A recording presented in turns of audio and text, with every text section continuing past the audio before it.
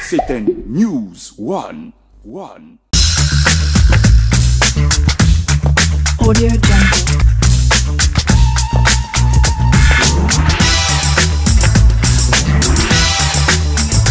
Audio Jungle.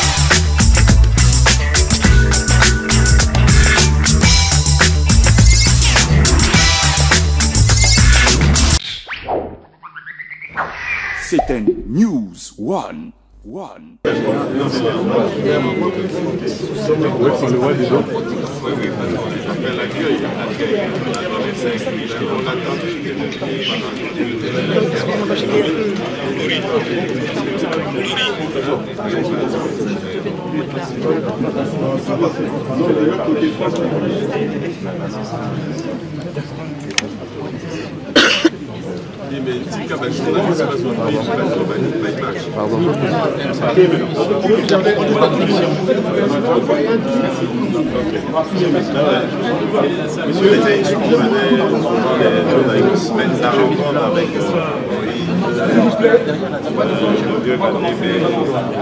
S'il vous plaît, ça va, c'est fini, hein, Wendy, pardon.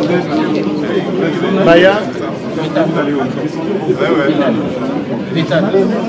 C'est bon. Réunion et puis après. Il faut qu'il lutte. Quand vous allez passer par où? Vous voulez parler vous passez de l'autre côté. Mais vous attendez. Est-ce qu'il y a une urgence? Il y a une urgence. Vous passez par là. S'il vous plaît. Communication. Ça va, c'est bon. Faites parole.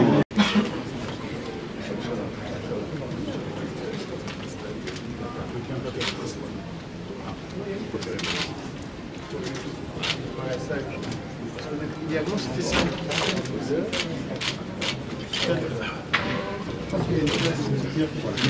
Ça va. Non, mais parce que le monsieur... Ce mercredi 12 septembre 2018, les leaders de l'opposition se sont réunis à Bruxelles afin de dresser l'évaluation du processus électoral en cours. Ils ont réaffirmé la nécessité que ce processus aboutisse le 23 décembre 2018 à la tenue d'élections libres, démocratiques, transparentes et inclusives, conformément à l'accord de la Saint-Sylvestre et au calendrier électoral, facteur essentiel pour arriver à un résultat admis par tous et à une paix durable en RDC. Cependant, face aux manœuvres du régime visant à organiser une fraude massive en vue de conserver le pouvoir, les leaders de l'opposition ont affirmé leur refus de cautionner toute parodie d'élection. Prenant à témoin le peuple congolais, qui a le droit de choisir librement ses dirigeants à la faveur d'élections démocratiques dont les résultats seront opposables à tout le monde, les leaders de l'opposition exigent de la CENI et du gouvernement le respect des points ci-après, posés comme étant des préalables. Premier point, le rejet de la machine à voter imposée par la CENI en violation de la loi électorale.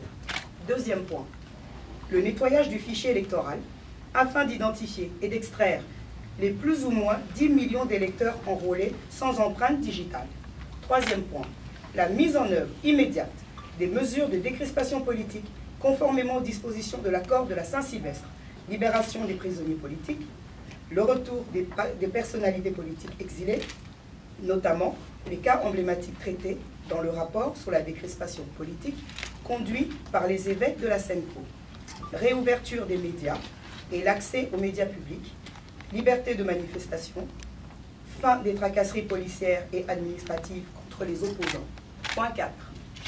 La participation effective des candidats exclus ou invalidés pour des raisons politiques, afin d'assurer la tenue d'élections inclusives. Point 5. L'accréditation et le déploiement des observateurs des instances internationales. Union européenne, SADC, Nations Unies, Organisation internationale de la francophonie et autres. Point 6. L'assistance de la communauté internationale, à savoir les Nations Unies, l'Union européenne, l'Union africaine, la SADC et la CIRGL sur le plan politique, financier et matériel pour organiser des élections inclusives dans la paix. Point 7.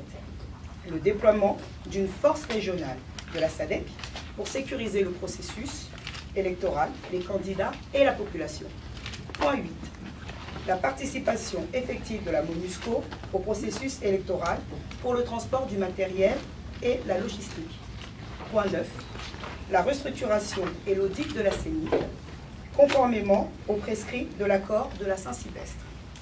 Faute de respecter ces préalables, la CENI et le gouvernement seront tenus responsables du chaos et des conséquences auxquelles conduira l'organisation d'une parodie d'élection. Les leaders de l'opposition ont convenu de s'accorder en vue de la désignation irréversible dans les meilleurs délais sur une vision partagée et un programme harmonisé du candidat commun de l'opposition à une élection présidentielle crédible dans le souci de maximiser les chances de la gagner et répondre aux attentes de la population de vivre une véritable alternance. En vue d'arracher au régime dictatorial la mise en œuvre de toutes les exigences reprises si haut, les leaders de l'opposition ont décidé de mettre en commun leurs efforts ainsi que ceux de la société civile pour obtenir la tenue des élections crédibles, transparentes et inclusives que le peuple congolais attend depuis décembre 2016 avec la tenue effective.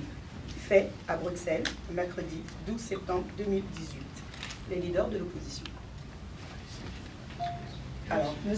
Antipias Moussanyamouissi, M. Jean-Pierre Bemba Gombo, M. Moïse Katumbi Chapoué, M. Adolphe Muzito Fumuchi, excusez-moi, M. Félix Tshisekedi Chilombo et M. Vital Kamere Wakaningini. Voilà. Est-ce que M. Kamer a signé le document? En fait, je rappelle encore, il n'y a pas de question et je pense qu'il n'y a personne qui va me répondre. Bon, le latte a signé documenté.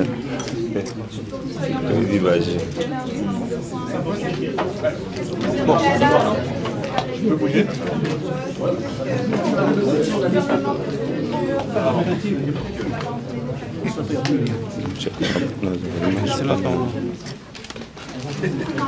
Merci à vous, merci à la presse. Ah, ce sera tout. Bouta, une minute, on est passé.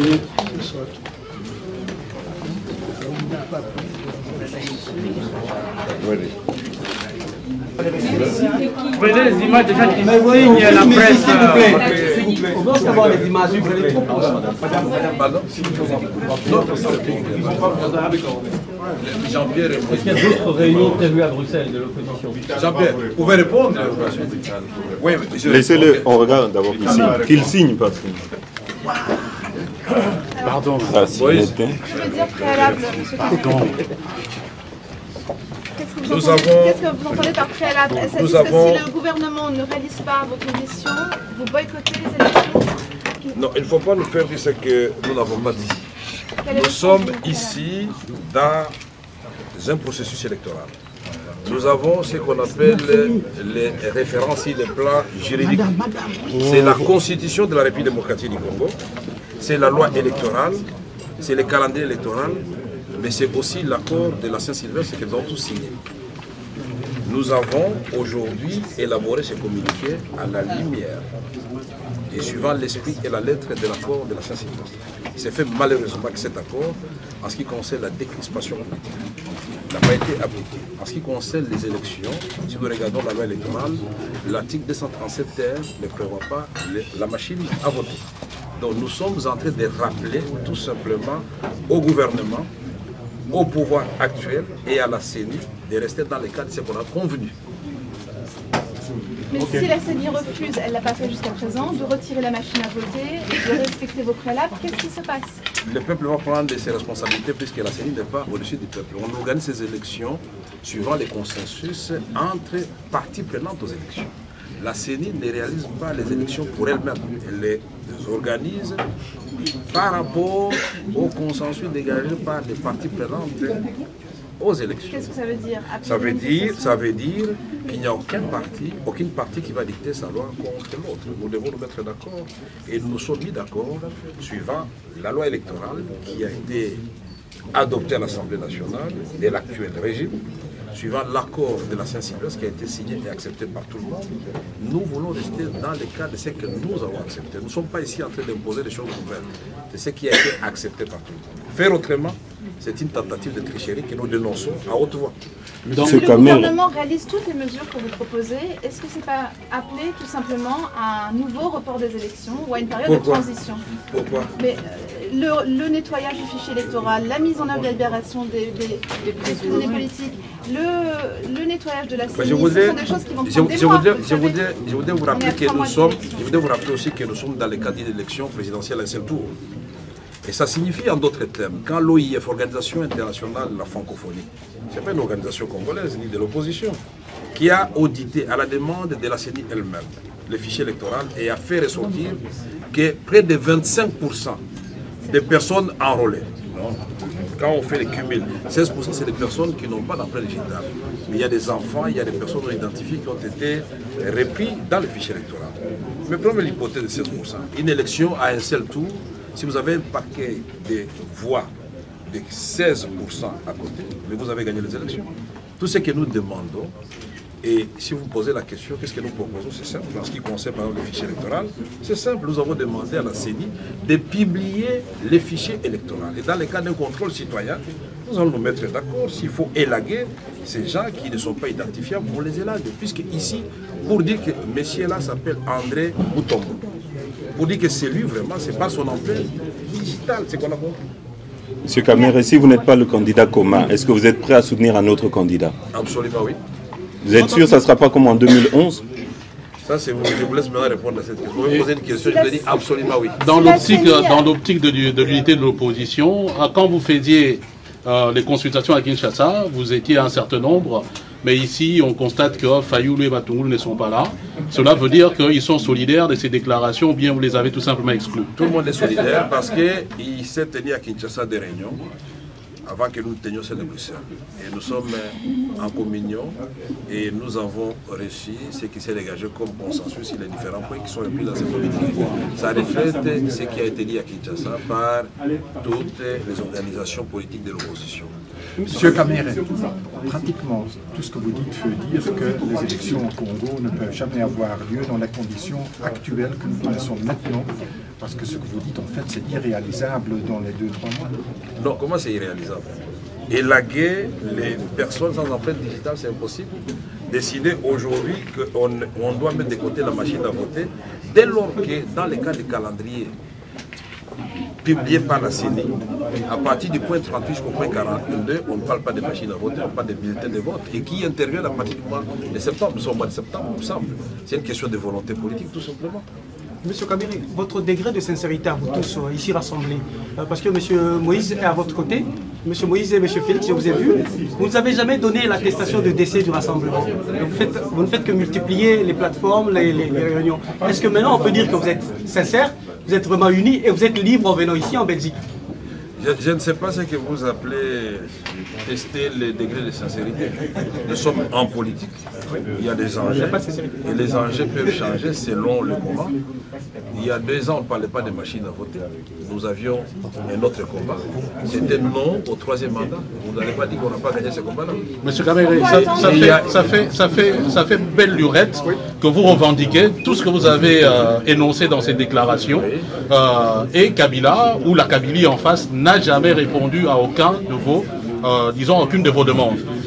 Est-ce que la solution n'est pas tout simplement exiger une transition sans Kabila? Pourquoi vous ne l'évoquez pas, vous, opérateurs politiques de l'opposition?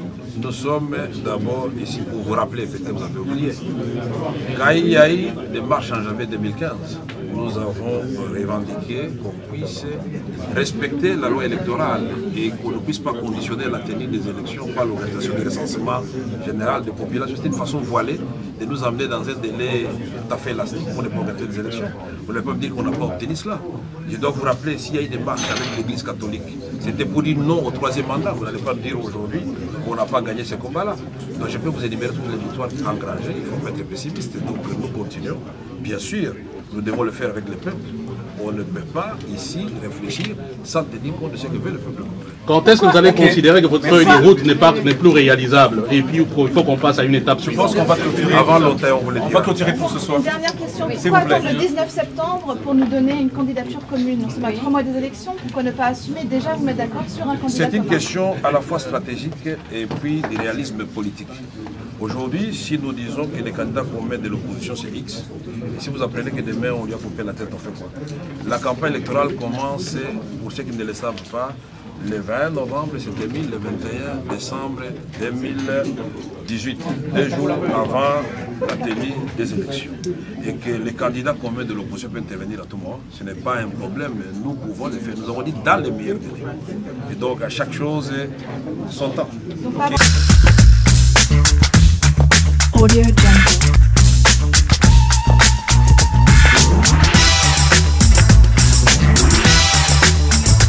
Audio Jungle.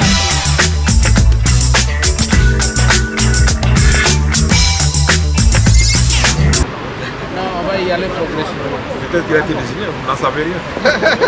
Vous avez dit vouloir attendre pour que ça se fasse de manière la plus pacifique possible. Non, non, c'est l'étape. Pour le moment, nous avons jeté les bases de cette désignation. Et ça sera fait, donc ça pouvait être tranquille. Et pourquoi cette attente alors? Parce qu'il y a d'autres étapes importantes.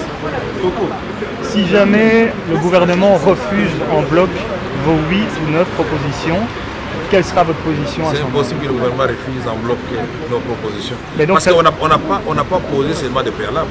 Nous avons dit à chaque question, nous avons des propositions concrètes qui ne demandent même pas de moyens.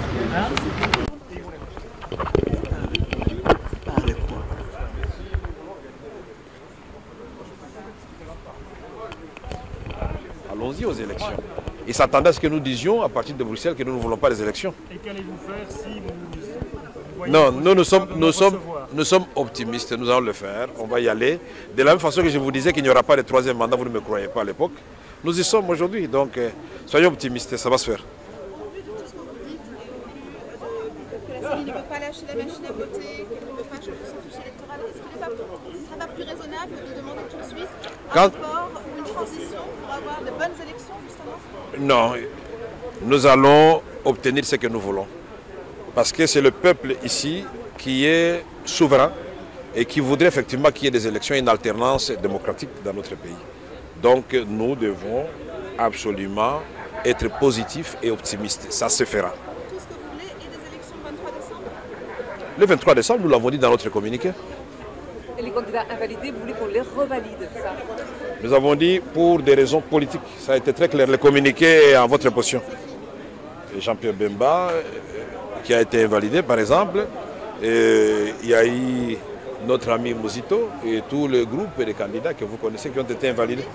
Et Katumbi qu'on a exclu. Katumbi, on n'a même pas accepté qu'il dépose sa candidature. Il y a un chapitre qui le concerne, les exilés politiques.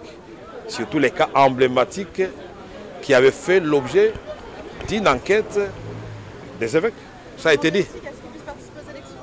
Non, je crois que le communiqué est très clair. Là, vous voulez maintenant que j'entre dans les détails, alors que vous avez très bien compris. Et les amis m'ont fait cet honneur de vous parler, donc j'ai répondu à toutes les questions. Jusqu'ici dehors, je continue à répondre. Président, la démarche auprès de la SADC, comment ça va se concrétiser Comme ça s'était concrétisé dans le cas de la brigade qui a fait la traque des ADF Nalou et l'M23 dans le Nord Kivu. Les mécanismes internationaux sont connus. Nous savons que l'insécurité remonte encore à la surface dans l'est de la République démocratique du Congo et ce n'est pas impossible que les brasiers du Kasaï s'allument de nouveau. Donc nous devons, quand on veut gouverner, on doit prévoir. Nous avons relevé les choses qui peuvent compromettre les élections. Donc nous sommes même de bonne foi. Nous avons aidé le gouvernement à voir ce qui peut porter obstruction à l'objectif que nous fixions. Nous avons répété à plusieurs reprises, il n'y a pas un mois qu'on a invalidé par exemple les candidats. On ne pouvait pas faire ce qu'on ne connaissait pas. Merci. Merci beaucoup. C'était News One. Audio Jungle.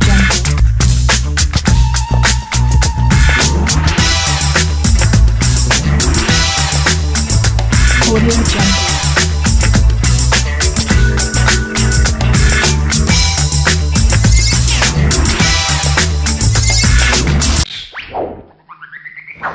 C'était News One.